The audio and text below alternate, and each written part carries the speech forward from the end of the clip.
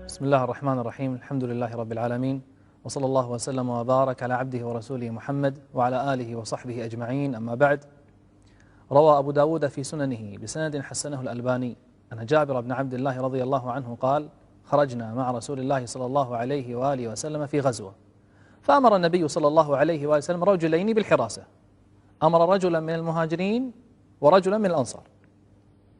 فلما خرج رجلان اضطجع المهاجري وقام الأنصاري يصلي،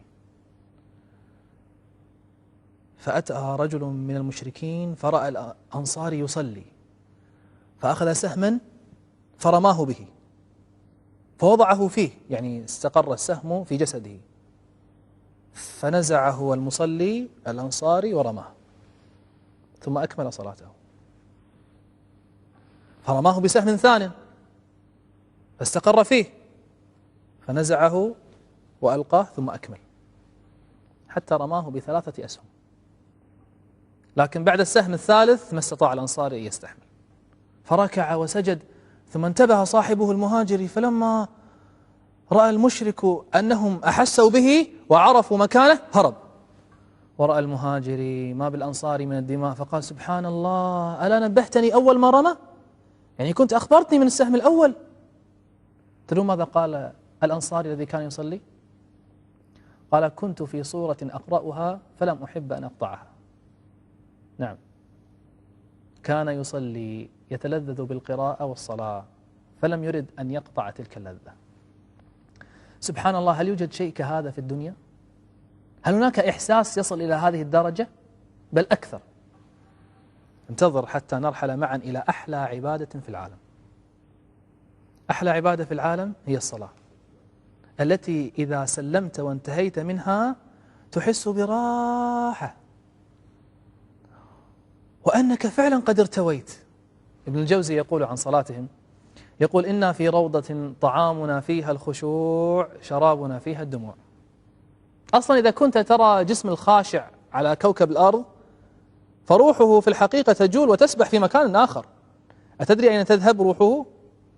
روحه تحوم حول العرش، عرش الرحمن، كما قال شيخ الإسلام ابن تيمية. وقد يقول قائل: لكن هذه اللذة يعني عند السابقين من السلف وفي العصور المتقدمة، وليست في هذه الأيام. سبحان الله، من قال هذا؟ ذاق هذه اللذة أناس مثلك ومن عمرك ومن قبل فترة بسيطة أيضا.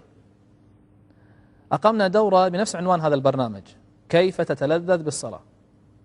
بلغ عدد الحضور أكثر من 25,000 من الرجال والنساء. لماذا؟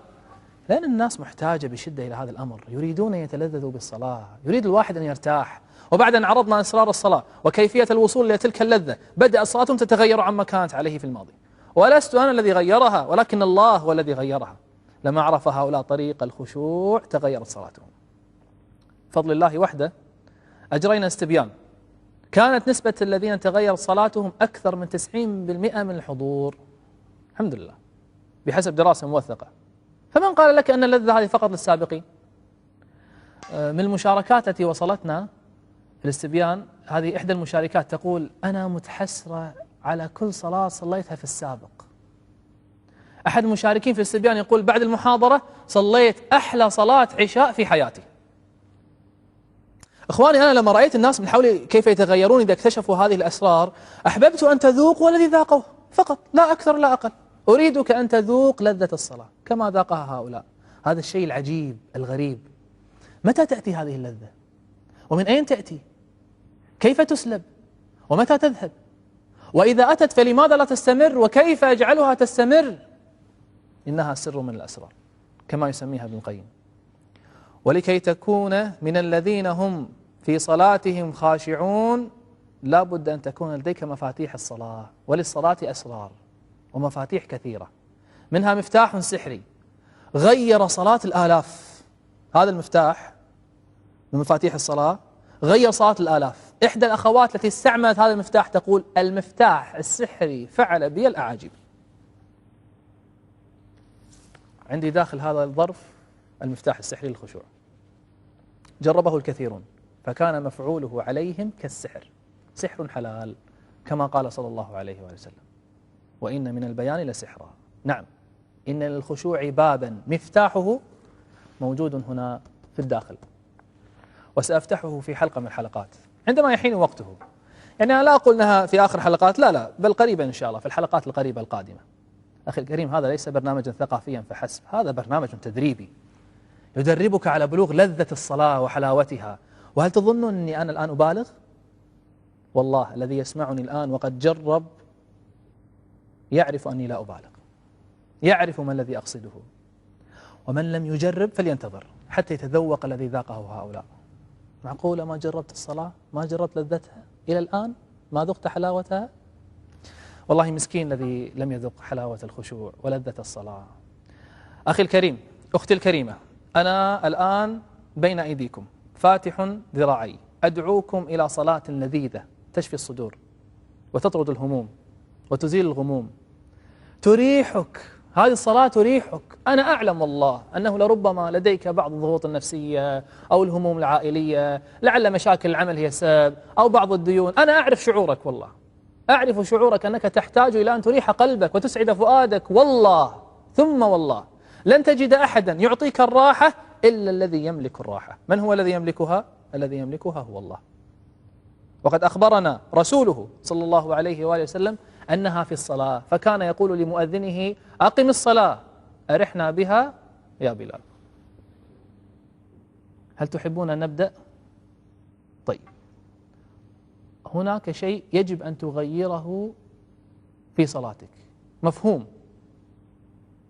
كثير من الناس يظن أن الخشوع في الصلاة هو فقط ألا تسرح، أن تكون حاضر القلب،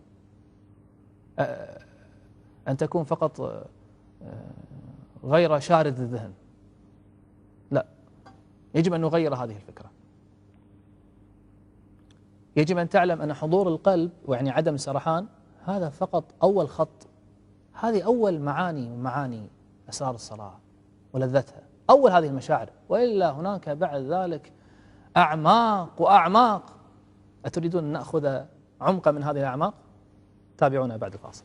بصلاتي أدنو من ربي وأنور في الدنيا قلبي وأكبر باسمي. بصلاتي أدنو من ربي وأنور في الدنيا قلبي. أهلا بكم أعزائي المشاهدين.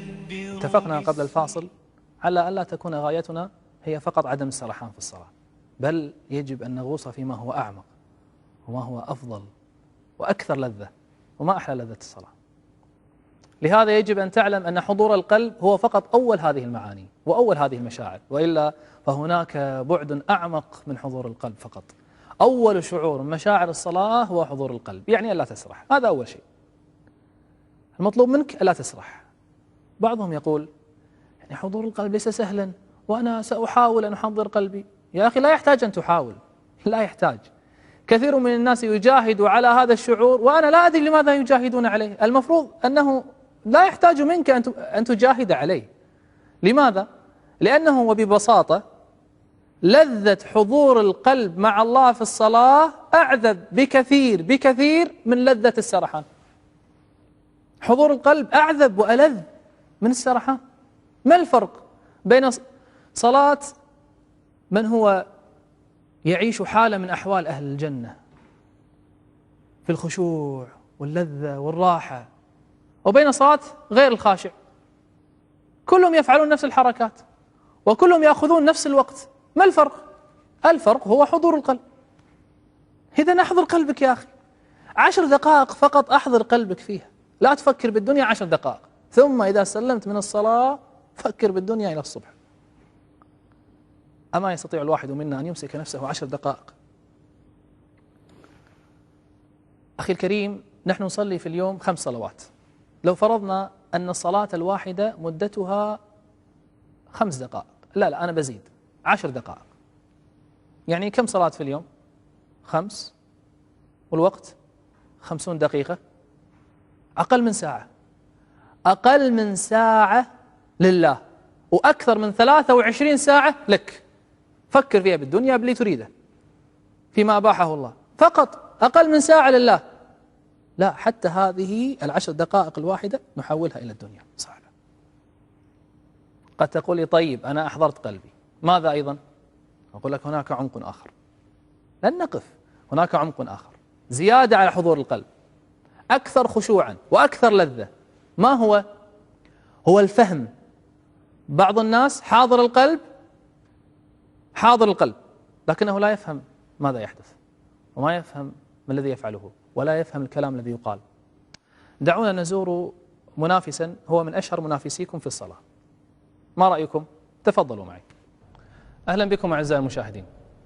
نحن الآن في المسجد، واسمحوا لي أن أقدم لكم الذي ينافسكم في الصلاة. في الحقيقة إنه هذا العمود، وأنت أختي الكريمة الذي ينافسك في الصلاة هو عمود المنزل. كل عمود في المنزل أو المسجد فهو ينافسكم في الصلاة. إذا كنت تقف في الصلاة 10 دقائق فإنه يقف في المسجد 24 ساعة. فإن قلت لي أنا أسجد في الصلاة، أقول لك ومن قال أنك الوحيد الذي يسجد؟ حتى هذا يسجد. قال تعالى: ألم ترى أن الله يسجد له من في السماوات ومن في الأرض. هو يسجد ولكنك لا تشعر به. فإن قلت أنا أسبح في الركوع وفي السجود، حتى هو يسبح. قال تعالى: وإن من شيء إلا يسبح بحمده ولكن لا تفقهون تسبيحهم. لا تحس به، هو يسبح. فإن قلت على الأقل أنا أقرأ القرآن، أقول لك ومن قال لك أنك أنت الوحيد الذي يقرأ القرآن؟ هناك غيرك من يقرأ القرآن.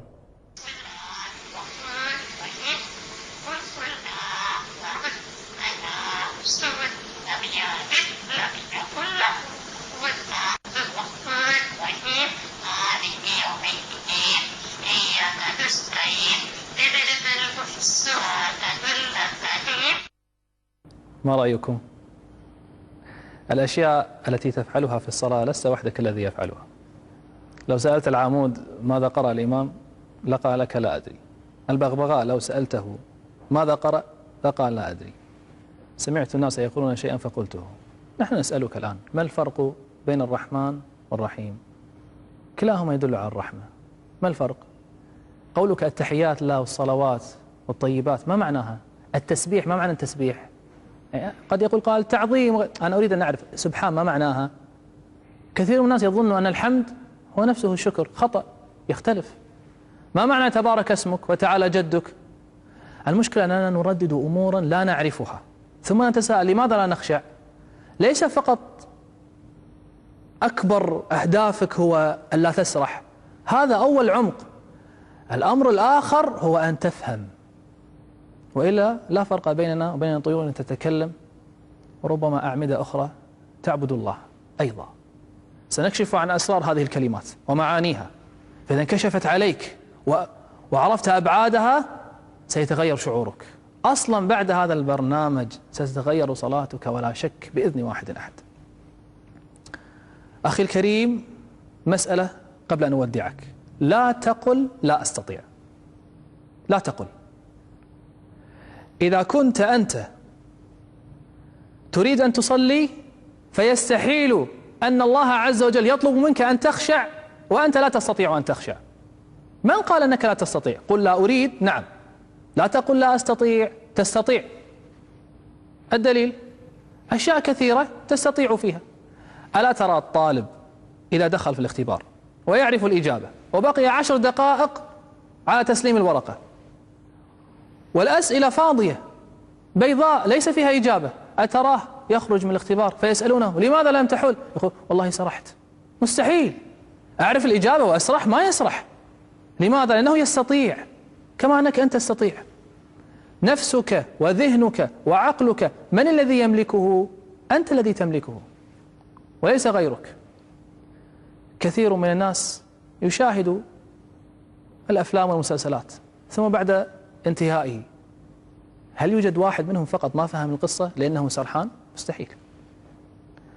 أخي الكريم، أنا أدعوك إلى أن تجتهد وأبشر، فإن الله أكرم ما تصور وأعظم ما تتخيل. يعطيك تلك اللذة إذا رآك فعلا تريد تلك اللذة واستعنت به، يعطيك إياها. قال تعالى: والذين جاهدوا فينا لنهدينهم سبلنا. الله عز وجل كريم، أكرم ما تصور وأكرم ما تخيل. أخي الكريم، بعد دخولك في هذه الأبعاد ستصل إلى مرحلة تتمنى ألا تنتهي الصلاة، وتتمنى أن تبقى فيها أكثر، وسوف تشاهد ذلك فعلا. ولكن المسألة تحتاج منك إلى عزم. على قدر أهل العزم تأتي العزائم، وتأتي على قدر الكرام المكارم.